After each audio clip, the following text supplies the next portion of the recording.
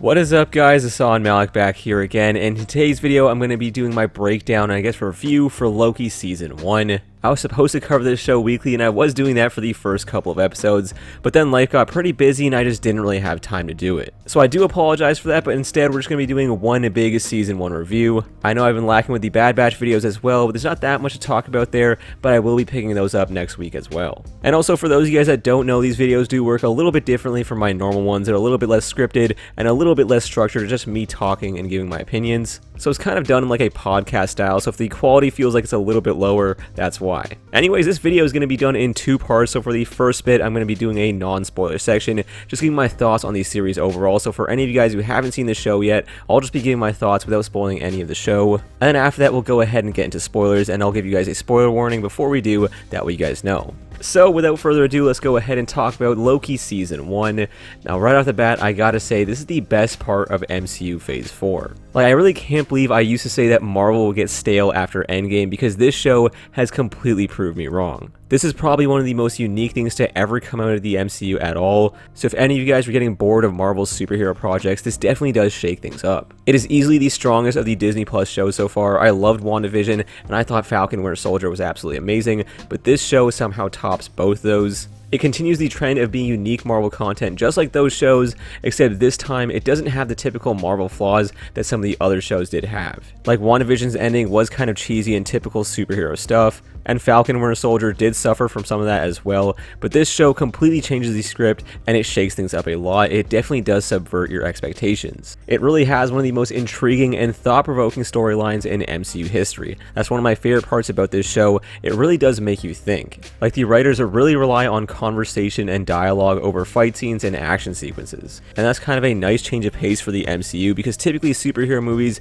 do have a lot of action, CGI, and that type of thing, but this show has far less compared to anything else we've seen. Like, all the key moments in this show and the most hype scenes are always conversations, which is something that I actually enjoy. Like, don't get me wrong, I love dope action sequences and that type of thing, but this is definitely a nice change of pace for the MCU. Anyways, the acting here is top notch. Tom Hiddleston kills it as Loki, and his supporting cast is great as well. Owen Wilson is a standout as Mobius. And then I do want to mention some other actors, but I don't want to go into spoilers, so I'm not going to name those people. But just the coolest part about this show is the fact that it develops Loki so much more in this one season than the character has ever been developed in any other movies. Like, he's had some pretty decent storylines from Avengers and the Thor movies, but in comparison to this show, those story arcs feel like absolutely nothing. And in a strange way, it almost makes me feel like movies are too short to develop characters properly relative to this show. Like, now I'm thinking about characters like Thor, and I kind of want him to have a series just like this, where you get to spend 5 or 6 hours with the character, just fleshing them out and giving them really nice storylines.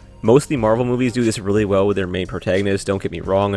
It's just when I think about this show and the character development that went into Loki's character, it just feels absolutely perfect, and part of that is due to the length of the show. And obviously that can't be achieved with movies, but it kind of makes me feel like I might prefer this style and format of storytelling over the movies. I mean, obviously for certain things movies do work better, but for slower storylines that focus a lot on one individual character, shows like this that have a long runtime are absolutely great. Anyways, another key part of this show is how much it builds the Marvel Cinematic Universe in so many different ways that open up a bunch of new doors for the rest of Marvel's projects. Like, this Loki show is the base that the future of the MCU will be based on. So even if you follow the MCU casually, this is one that you must watch. Like, I don't know what other MCU film I'd compare it to, maybe something like Civil War or something.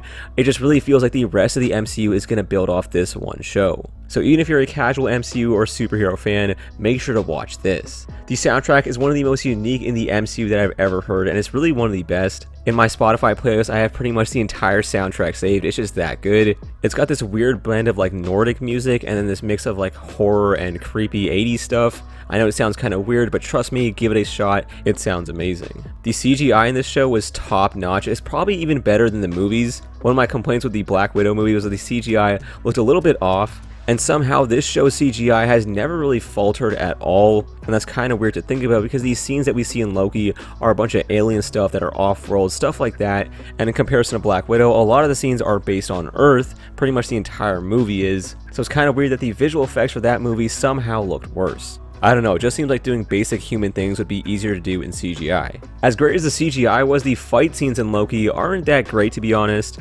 but the show doesn't really rely on action sequences that much, so it's not that big of a deal. So overall, if I had to rate this show, I'd give it like a 9.5 out of 10. It's pretty much a perfect Marvel show. It really is one of the best things to ever come out of the MCU, and it definitely is a must-watch for any Marvel fan. But that pretty much does it for my non-spoiler thoughts. If you guys haven't seen Loki yet, make sure to go watch the show first and then come back here. So there is your spoiler warning, guys. Let's go ahead and talk spoilers. So the first thing that I wanted to talk about was Loki and Sylvie's relationship, because this is one of the most shocking parts of this show for me. Sylvie is a great character. I mean, due to leaks and stuff, we all kind of knew that Lady Loki was going to be in the show. I just didn't think she'd be like this. Having her be a variant of Loki yet make her so different made Loki and Sylvie's interactions even better. Because every time you see them talk or fight or anything like that, they're literally just talking to themselves. And that's one of the coolest things that this show introduces, seeing variants of characters that we know and love. Anyways, when these two first met and they first started hinting at them being a couple, I thought it was a little bit cheesy and kind of predictable. Like, I really didn't want this show to have the ending just be Loki and Sylvie get together and live happily ever after. I thought that would have been really lame, and I kind of thought Marvel was going to go that route. But then this show completely changes things and has their relationship fall apart at the ending. I love the fact that this show took our two main characters and pitted them against each other. That was like the one key part of this show that made it land the ending so successfully. In that final fight scene, Loki has this one really good line where he tells Sylvie that she is somebody who doesn't trust anyone and that he is somebody who can't be trusted. And I thought that was a perfect way to build a conflict out of their relationship. Like, yes, Sylvie killing Kang was probably the wrong thing to do, but I think it would have felt really against her character to let him go. Because she's such a headstrong person that was all about this, all about killing the person that was controlling the TVA, the people that ruined her life. So it would have felt really weird if at the last moment she just changed her mind. So I'm glad that she went through with it, and at the end of the day she betrayed Loki, which is such a perfect thing for her character to do, because she is also a god of mischief. And like we talked about earlier, that ending, it did have an action sequence to it, but the main cool part about that was just the talking, just Loki and Sylvie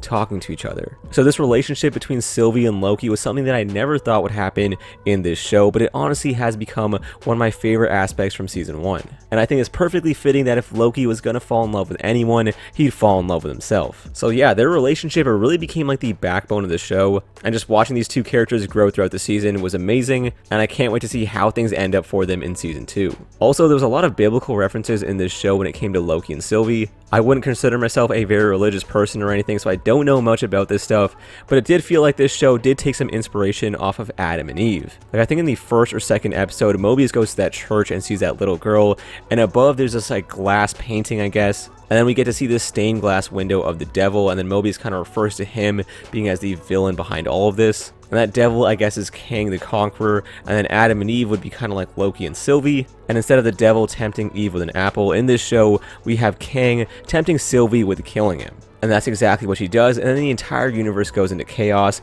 so it's kind of like a reference to the original sin. Also, Kang does a walkout with like a green apple, which I thought was just clearly hinting at that. Again, I'm not a very religious person, I just thought it was very deep of Marvel to include something like that in this show. Anyways, the TVA stuff did end kind of weirdly for me. If there was a part of the show that I didn't like, it probably would be that. Like, at the end of the season, Ravonna kind of walks into one of the portals, and we're not really sure where she went. Or at least I'm not sure. If you guys do know, make sure to let me know down in the comments. But I don't think we got to see where she went. And then also some of the other characters like Loki and B-15, their story arcs kind of come to a close because Loki gets transported into this new timeline where Kang is the ruler and stuff. And in this universe, Mobius and B-15 don't know who he is, so I'm not really sure where the Mobius or Ravonna that we know actually are in time. And I thought that maybe felt like too much of a cliffhanger-y ending. Also, we never got to see Mobius on the jet ski, but that's not a flaw at all. I'm sure that we're going to see that in season 2 or even a season 3 if they decide to do that. It's going to happen at some point though. Owen Wilson will be on a jet ski. Now, I know I'm generally talking about episode 6 here just because that's the most recent stuff, but I did want to talk about episode 5 briefly, all the stuff with the Void.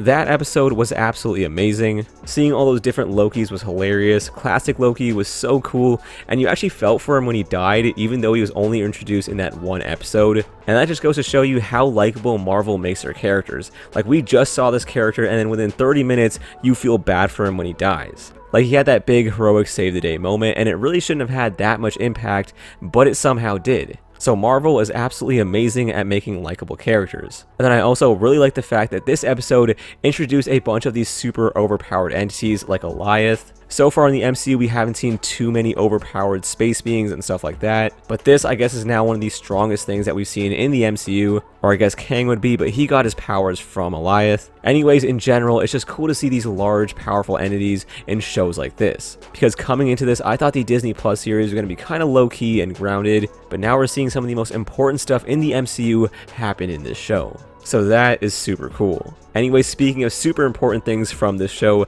the next thing that I did want to talk about is Kang the Conqueror. Now, I still can't wrap my head around the fact that he's even in this show. I knew Kang was going to be showing up in the MCU at some point. He definitely seemed like he's going to be the next big threat, kind of like Thanos. But the fact that he's in a show like this in Loki, which is just a Disney Plus series, is absolutely unreal. Like, Kang is definitely going to be the Phase 4 Thanos. That's pretty much what they've set him up to be. But they're actually doing his story a little bit different than Thanos is. Thanos was kind of only introduced in Infinity War and Endgame. We got to see little bits of him in Guardians of the Galaxy and also the Avengers movies. But in general, his character and his story was mainly told from Infinity War and Endgame. And just look at how iconic Thanos is. He's one of the most recognizable villains in any film. So now they're actually doing something different. They're actually going to take the time to develop this villain, that being Kang. And then his story will be told through a bunch of different Marvel projects, and it all starts here with Loki. So that is super crazy to think about because a bunch of other shows and movies are going to build off of this. Also, I thought the actor playing him, that being Jonathan Majors, did an amazing job. Like, we only got to see him in that one episode, but in that one episode, he was super quirky and had so much character just spewing out of him. He feels memorable and unique and feels like his own thing. He's not just a typical bad guy that wants to rule the world, or at least he doesn't feel like that. Like, he actually has real motivations here. He's just trying to keep the peace between the multiverse, and he has a super goofy personality, which makes him really memorable. So overall, I do really like the way that Kang is portrayed in this. I'm not too familiar with him in the comics. I don't really know all that much about his character, but going off of him in Loki, he sounds super interesting, and I can't wait to see him in other MCU films. And then the most important part of this entire show is the ending, and that is the fact that the multiverse is now a thing, which opens up so many different possibilities. Like, all those other things that we've heard about happening in the MCU are definitely going to happen, and they're all going to happen through the multiverse. Like, seeing Tobey Maguire and Andrew Garfield's Spider-Man in Spider-Man No Way Home is definitely going to happen now, and they're going to use the multiverse in some way to bring them in. So in a way, Loki is going to be connected to all these different projects, even if they're super obscure ones like Spider-Man, who doesn't really have much of a relationship with Loki. Also, with all the cinematic Spider-Man showing up in Spider-Man No Way Home, I don't think they're going to play a big role. I feel like they're going to show up at the end of the movie and just be like, boom, here we are, and the movie's going to cut to black. That's just my guess, though. That is what I think is going to happen. It may not even happen at all. None of it's been confirmed. That is just my speculation, but it does seem like it's a good chance, especially now that Loki has introduced the multiverse. It's also going to connect to Doctor Strange in big ways. Like, this is pretty much going to be a prequel to Doctor Strange. The next Doctor Strange movie is called the Multiverse of Madness, so obviously the multiverse is going to play a big role. So that movie, the Multiverse of Madness, and this show Loki are going to be heavily tied together. And Wanda as the Scarlet Witch will be showing up in the next Doctor Strange movie, so in a way, WandaVision and Loki are also connected. I really think she's going to use the multiverse in some way to get her kids back. That's just me speculating, but it's nice to see that Loki is going to be connected to WandaVision as well. And lastly, one of the biggest connections here is with Ant-Man Quantumania, which Kang is actually the main villain for. Like, that's how we originally knew that Jonathan Majors was going to be Kang. He was originally hired for that movie to play Kang the Conqueror. So that is why it was so surprising when he showed up in Loki. I was not expecting it at all. And that also means that we're going to be getting a lot more character development for Kang. And that's a great thing because, as you guys know, I'm always saying a story is only as good as its villain. So spending a lot of time with our new big MCU villain, that being Kang, definitely couldn't hurt. But yeah, it's just crazy to see how much Loki connects to all these other different Marvel projects. Loki pretty much feels like it's the root of Phase 4 of the MCU, and it feels like all the other Marvel projects are just going to build off of this. Like, this really is one of the most important things to ever happen to the MCU. Anyways, there will be a Season 2, which I'm super stoked for. This is definitely my favorite of the Disney Plus shows, so if any of these deserve a sequel, it's this one. And in general, I think this is a show that kind of needs a sequel. WandaVision kind of feels like it's run through its story arc, and the Falcon and Winter Soldier will have its sequel told in a movie, that being Captain America 4. But I really do like the format of this show with these long episodes. It really feels like one big movie, and having so much more time with characters help them get developed so much better, which I think works perfectly for this show. Now, the one thing that I'm really curious to see is where Season 2 will pick up from. Like, will it just start right at the end of season 1, or will that even be possible because we're going to have a bunch of different Marvel projects that are going to be based off of Loki season 1. So if Loki appears in one of those things, that might change things up. Maybe there'll need to be a time skip. I don't know, we're just going to have to wait and see. But yeah, that pretty much does it for my overall thoughts on Loki season 1. As usual, guys, before you head out, make sure to go down in the comments below and let me know what you guys thought about it. What was your favorite part of this show, and how would you rank the Disney Plus show so far? Is this the best thing on Disney Plus right now? Because in my eyes, it may just be. But yeah, guys, make sure to go down in the comments below and let me know what you guys thought about this show. As usual, that will pretty much do it for me, and I will catch you guys in the next one. Peace.